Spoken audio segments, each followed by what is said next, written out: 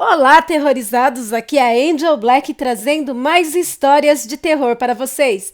Mas antes de irmos para o vídeo de hoje, peço para você que não é inscrito que se inscreva no canal. Deixa aquele like para fortalecer e ajudar o canal a crescer e compartilhe com os seus amigos e também em todas as suas redes sociais. Agora, se você não gostar, compartilhe com os seus inimigos e se vingue deles também. Não deixem de estar ativando as notificações do canal, tocando o sininho das notificações lá na opção Todas. E aí então você receberá em primeira mão o conteúdo do canal assim que o mesmo chegar no YouTube. E hoje vamos contar uma história aqui do Torvo, ou explicando melhor, da página intitulada O Torvo, tendo o nome do dono da página também, O Torvo. O link da página vai estar na descrição do vídeo de hoje. E o nome da história é O Pacto de John Pig, parte 1. Esta história ocorreu em Michigan. Bom, pelo menos o fim dela. Estamos falando de um senhor um tanto excêntrico, para não dizer estranho. Já fazia alguns anos que este senhor comprara um pequeno pedaço de terra entre tantas fazendas. Quando digo pequeno, entendam que era pequeno mesmo, beirando o mato, isolado, onde construiu um pequeno e simplório casebre. Mesmo fazendo 5 anos de sua mudança para a região, ninguém sabia praticamente nada sobre ele, nem mesmo o nome, tanto que ele ficou conhecido por John Pig.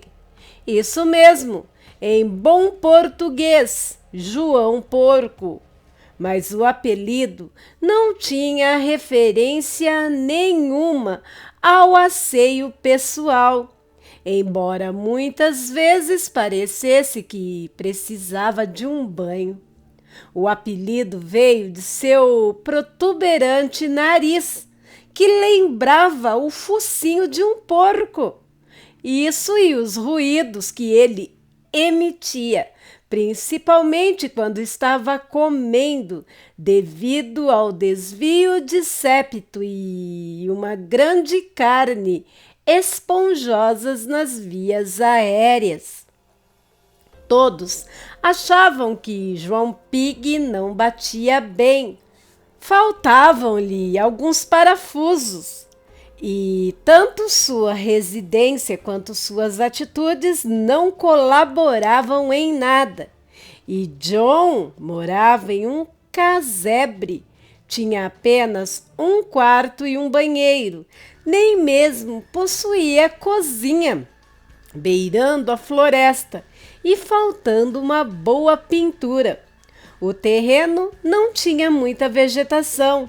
E, na verdade, até parecia um cemitério abandonado, devido a tantas cruzes fincadas no chão e imagens religiosas, como se o Senhor quisesse desesperadamente se proteger de algo apelando para todos os lados.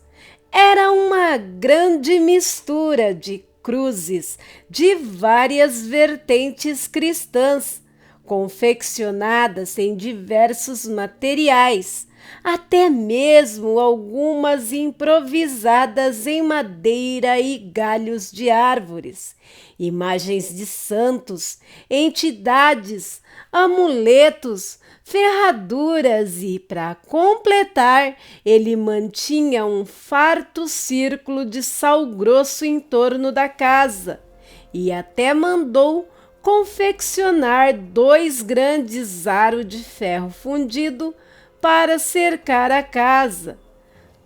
tudo que alguém já disse em algum momento que trazia sorte e afastava o mal, ou servisse para proteção, John Pig usava para cercar a sua casa, ou carregava consigo até mesmo um saquinho com esterco seco de cavalo. John carregava no pescoço um verdadeiro carnaval de símbolos e amuletos: osso de gato, pé de coelho, pata de crocodilo, figas de todas as madeiras e materiais, medalhas bentas, vidrinhos de água benta, de sal, de óleos diversos, pois patuás, mojo, bag, correntes, terços, fios de contas, tudo isso somado às roupas surradas, conferia-lhe uma aparência de andarilho. O mais estranho de tudo é que John Pig tinha dinheiro e não era pouco. Ele não tinha cozinha por opção, só comia fora ou pedia comida pronta dos melhores restaurantes. Dizem que John tinha uma conta milionária no banco e já teve muitas posses, mas nos últimos anos optou por uma vida simples e desapegada. Vendeu tudo o que tinha e se isolou, e decidiu ajudar a todos que cruzassem o seu caminho, independente de quem fosse. John não emprestava dinheiro, ele dava de bom grado a qualquer um que o procurasse, fosse por necessidade para comprar um remédio, comida, pagar algumas dívidas ou até mesmo gastar com luxo. Era só pedir e John abria a carteira e não aceitava devolução. Assim, John Pig ficou muito conhecido na região, mas não importa o que fizesse, de forma alguma ele aceitava receber visitas em sua casa. Fosse quem fosse, John não permitia que entrassem em seu pequeno pedaço de terra.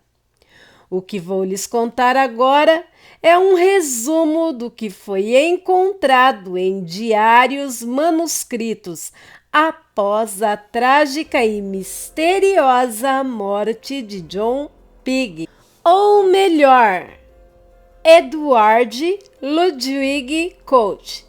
Esse era o real e desconhecido nome do peculiar senhor que foi encontrado morto em maio de 2009. Edward era de origem humilde. Nasceu no Mississippi em 1932. Sua família não tinha posses e a situação ficava ainda pior ao dividir tudo.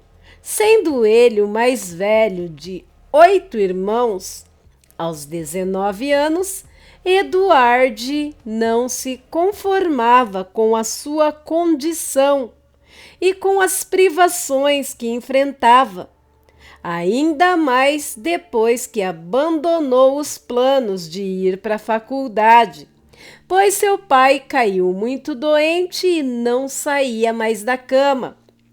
Sua mãe não trabalhava fora, apenas cuidava da casa e das crianças. Logo, toda a responsabilidade de sustentar a família caiu sobre os seus ombros. Com tanta responsabilidade sobre si, John ficou deprimido. Não sabia o que fazer. Sentia raiva, pois não poderia viver sua vida para viver a de seus pais e, ao mesmo tempo, se culpava por pensar assim. John sentia-se oprimido pelas dificuldades e preocupações, já que não ganhava o suficiente para manter a casa, pagar as despesas médicas de seu pai e suprir todas as necessidades da grande família. Sem saber o que fazer ou para onde correr, com o banco prestes a executar a hipoteca, John decide esfriar um pouco a cabeça em um bar. Como tantos, afogando as mágoas e descarregando os problemas na bartender. John já nem sabia ao certo que horas eram. Ao fundo tocava Me and the Devil Blue, de Robert Johnson. Foi quando entrou no bar um homem extremamente bem vestido, roupas das melhores grifes, todo de preto, sobretudo um chapéu caríssimo, luvas do mais fino couro, realmente alinhado. Usava um relógio de bolso que nem em 10 anos de trabalho Eduard poderia comprar. Não bastasse tudo isso, o homem era realmente muito bonito, atraente, tinha um charme misterioso, algo que deixou Eduard desconcertado. Ele sempre foi muito seguro da sua sexualidade. Nunca tinha sentido nada parecido. Mas naquele momento, de alguma forma, estava atraído sexualmente por aquele homem. O homem se aproximou, sentou-se ao seu lado. Eduard estava até envergonhado, mas não conseguia desviar o olhar do tal homem, que pediu 2 doses duplas de Macallan e ofereceu uma ao desacorçoado rapaz.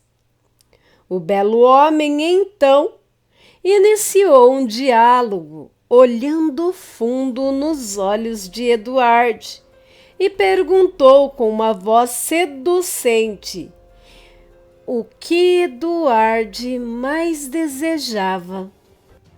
Eduard, movido por puro instinto, sem nem saber exatamente qual a motivação de tais palavras, respondeu que desejava não ter família e logo se arrependeu do que dissera.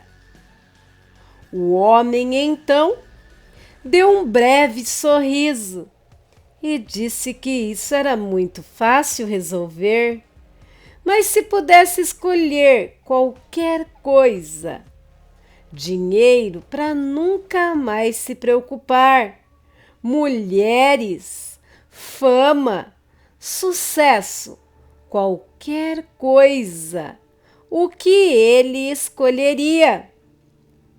Antes mesmo que Eduard pudesse responder, o homem acrescentou que não precisavam ser apressados. Se o jovem quisesse mudar de vida, era só procurá-lo em Clarksdale, no cruzamento das rotas 61 e 49, a qualquer hora da noite, e depositar sobre o chão, exatamente no centro da encruzilhada, uma moeda específica. Disse isso, colocando uma estranha moeda de prata nas mãos de Eduard e pedindo para que ele refletisse sobre o assunto. Dito isso, o homem tirou $800 do bolso e colocou sobre o balcão. Terminou sua dose de uísque e agradeceu Eduard pela estimulante conversa, chamando-o pelo nome. Neste momento, Eduardo percebe que não havia se apresentado. Como aquele homem poderia saber o seu nome? Virou-se para perguntar, mas não encontrou ninguém. Apenas lugar vago, o copo vazio sobre o dinheiro e a moeda em sua mão. Assustado, ele então chamou a bartender, mas ela afirmou que em nenhum momento esteve alguém ali com tal aparência no estabelecimento. Ela ainda insinuou que deveria ser efeito colateral por tomar 2 doses de um uísque tão caro. Eduardo conferiu o dinheiro, deixando-o no balcão. Dava para pagar a conta e ainda sobraria $200 e a estranha moeda. O jovem guardou o troco e a moeda de prata e saiu apressado em direção à sua casa. A noite fora estranha demais para que ele pudesse raciocinar. Tudo o que ele precisava era dormir e colocar a cabeça no lugar. Na manhã seguinte, Eduardo acordou, sem saber se aquilo foi real ou um sonho. Acendeu um cigarro e foi conferir o bolso de seu paletó. Para o seu espanto, lá estava ela, a tal moeda. Parecia coisa muito antiga, o tipo de moeda que colecionadores pagariam muito dinheiro. Como estava de folga aquele dia, ele resolveu passar em algumas lojas de penhores e pedir para especialistas avaliarem a moeda. Mas os esforços não deram frutos. Absolutamente ninguém, nem mesmo colecionadores e especialistas em moedas, puderam identificar ou mesmo avaliar a inusitada moeda. As inscrições não bateram com nenhuma língua conhecida, nem mesmo entre as línguas mortas. Os símbolos, no máximo, indicavam algo ligado a alguma forma de ocultismo. Não era um objeto que pessoas ambicionavam adquirir. De fora que a conclusão foi que o máximo que poderiam pagar era o peso da moeda em prata, o que definitivamente dissuadiu Eduardo de se desfazer do objeto. Ao retornar para casa, mais uma bomba caiu sobre Eduardo. Entre as correspondências, veio a notícia que o banco estava executando a hipoteca e que em 15 dias o imóvel deveria ser desocupado. Ed não adiantava mais. Ele estava literalmente sendo esmagado por tudo e por todos. Em um momento de desespero, já beirando a loucura, decidiu ir procurar o tal homem, mesmo que não fizesse sentido algum. Não lhe parecia algo lógico. Mas, como várias vezes ele fazia freelancer no turno da noite para completar a renda, não precisaria arrumar desculpas para sair. Então, esperou chegar próximo das 18 horas e saiu dirigindo em direção à famigerada encruzilhada. Não ficava muito longe. em torno de 40 minutos dirigindo. Chegando ao exato local, como Eduardo já tinha certeza, inclusive pela fama daquele específico cruzamento, não tinha absolutamente nada nos arredores, a não ser a boa e velha placa em homenagem ao melhor cantor de blues que já existiu. Como já tinha ido até ali e não tinha nada a perder, Eduardo fez exatamente como o homem lhe falou.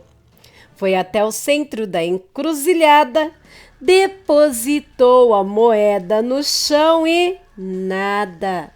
Sentiu-se até envergonhado em apenas por um instante acreditar que aquilo resolveria alguma coisa.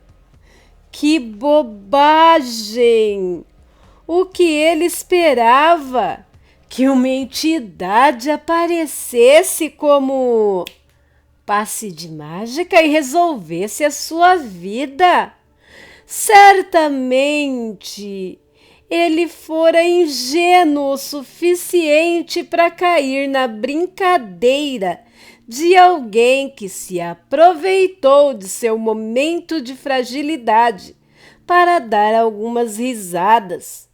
Pelo menos ele ainda tinha os $200.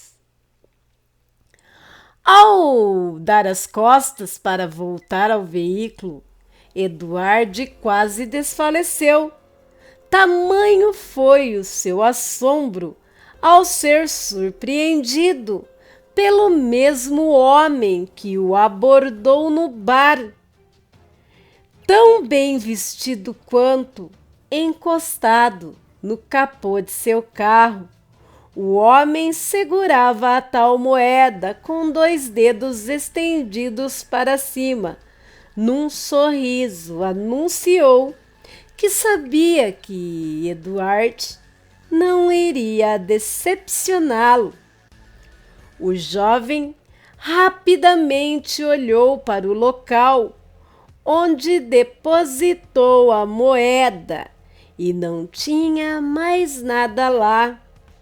O distinto e belo homem então lançou a moeda no ar e a apanhou com a mesma mão e a colocou no bolso, enquanto se aproximava com ar de riso e passos despreocupados.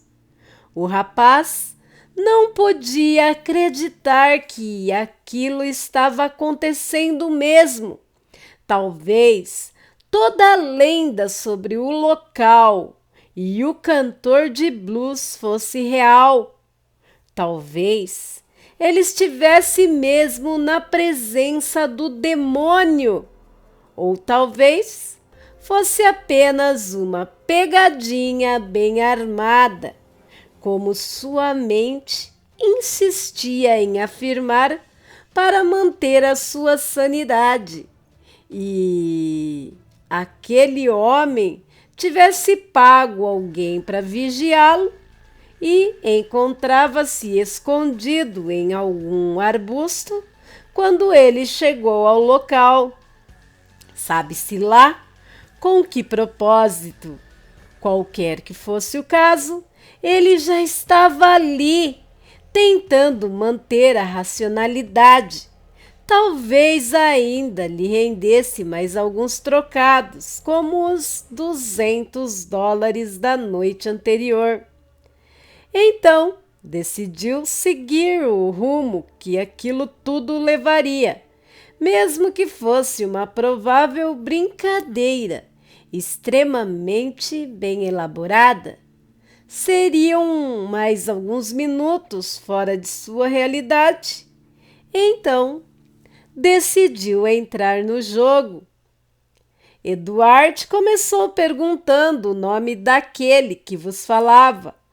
O homem, então, respondeu que tinha muitos nomes, tantos que nem mesmo ele se lembrava qual o original, mas que já o chamaram de Estrela da Manhã, o Portador da Luz, Samael, Lúcifer, Satanás, que por sinal significa aquele que contesta, opositor de ideias, o tenebroso, tinhoso, encourado, anjo caído, olho que tudo vê, rei dos demônios ou diabo, que significa aquele que possui força, divindade que concede desejos, gênio, nem bom nem mal.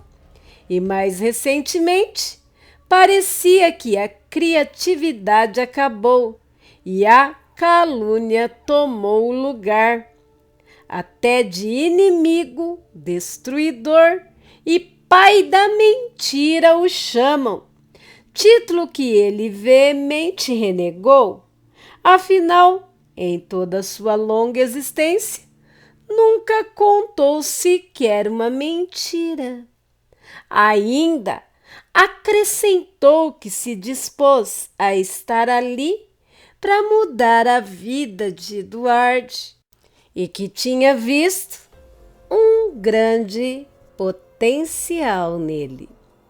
Eduardo começou a sentir uma onda de pavor percorrer seu corpo, mas ainda se agarrou ao fato de que aquilo não poderia ser verdade. Sempre fora muito cético quanto à existência de tal ser. Então se arriscou a continuar e perguntou o que ele ganharia, já que a promessa era de mudar a sua vida, e qual seria o preço. O homem respondeu então que daria tudo o que Eduardo quisesse e precisasse. Jamais lhe faltaria luxo, dinheiro, bens, casas, carros. Se ele quisesse fama, sucesso, mulheres e homens para atender aos seus desejos, tudo estaria ao alcance de suas mãos. As melhores faculdades, as melhores colocações na carreira profissional.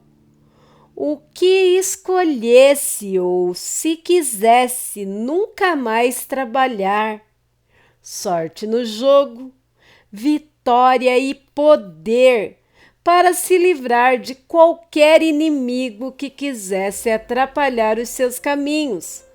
Bastava aceitar o acordo, o pacto proposto. Quanto ao pagamento, Eduardo já tinha determinado qual seria. Ele receberia seu próprio desejo mais profundo e sincero, e, claro, teria de marcar uma pessoa a cada 7 anos com um símbolo que receberia ao selar o contrato. Algo bem simples. Eduardo então riu, mais por nervosismo do que qualquer outro motivo. Aquilo tudo definitivamente não poderia passar de uma brincadeira. Era bom demais e irracional demais para ser verdade. Mais uma vez o rapaz se envergonhou de permitir-se acreditar naquilo tudo. Com o ar meio despendioso, duvidando daquela conversa toda, Eduardo diz que aceitava o contrato, o pacto, seja lá o que fosse, mas queria tudo o que foi-lhe oferecido pelo homem. Naquela altura, o rapaz já queria acabar com aquele teatro logo e ir para casa. Na manhã seguinte, procurariam um agiota para impedir a ordem de despejo. O estranho e belo homem enfatizou que a decisão foi bastante sábia. Parabenizou Eduard, utilizando seu nome completo. Puxou o rapaz pelo braço e o beijou na boca. Apesar do conflito de emoções, Eduard cedeu ao beijo e encanto do único homem que foi capaz de lhe atrair daquela forma. Mas quando o tal homem, que se intitulou o próprio diabo, deu meia volta e começou a se afastar, das costas do homem surgiram grandes asas brancas resplandecentes. Emitiam a mais pura luz, causando até um efeito prismático. Na sequência, elas se incendiaram em chamas azuis, que se espalharam rapidamente pelo corpo do ser que acabou de beijá-lo. Eduard sentiu que estava enlouquecendo. O pavor revirou as suas entranhas e se espalhou pelo seu corpo. O jovem ficou completamente paralisado e aterrorizado quando as chamas se apagaram. Eram como se uma fenda tivesse se aberto no centro da encruzilhada. O caminho descia, além de onde a vista podia alcançar. Havia uma espécie de névoa escura. O ar era carregado e iluminado inúmeras vezes por grandes relâmpagos vermelhos.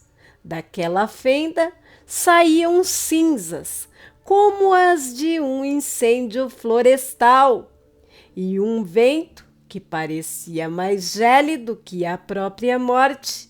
Não era mais o belo homem que caminhava, nem mesmo o ser angelical que descia por aquele caminho. Aquilo tinha a pele ressequida, grosseira e repuxada, como se o corpo todo tivesse sofrido queimaduras em altíssimas temperaturas. As asas eram encouradas, negras, como a mais profunda escuridão. Mesmo de costas, era visível que da cabeça lhe saíam 2 pares de chifres, tão escuros quanto as asas, 2 enrolados como os de um velho bode, e 2 que envolviam o topo da sua cabeça como uma coroa. As mãos e os pés eram deformados, e os longos dedos, que terminavam em unhas escurecidas, grandes e pontiagudas, como garras. Logo, a tal fenda se fechou em chamas azuis, deixando um forte odor de enxofre no ar. Eduard ficou tão estarrecido que saiu o mais rápido que pôde dali, inclusive tropeçando nos próprios pés. Entrou no carro e arrancou queimando os pneus. Enquanto dirigia, tentava não pensar em tudo que vira. Sentia um aterrador vazio lhe corroer por dentro. Era como se, bem lentamente, tudo fosse perdendo a importância, até mesmo o grande arrependimento que estava sentindo. Muito lentamente, ia desaparecendo, enquanto dirigia em direção à sua casa. Eduardo foi acender um cigarro, mas junto com a carteira encontrou um pedaço de pergaminho com um estranho símbolo gravado em vermelho, como se fosse desenhado com sangue. O símbolo era como um triângulo de ponta cabeça, mas as duas linhas transpassavam o ângulo inferior, curvando para cima. Um X cortava o triângulo, saindo dos ângulos internos superiores, e um V fechava a parte de baixo. Eduardo amassou o pergaminho e jogou dentro do porta-luvas. Acendeu seu cigarro e continuou dirigindo, ainda muito apavorado, o que se tornou um temor ainda maior quando se deu conta que a parte do tal pagamento era o seu desejo de não ter uma família, dito por impulso na noite anterior. Um temor absurdo se apossou do seu corpo e consciência. Como ele pôde ser tão desatento, tão burro?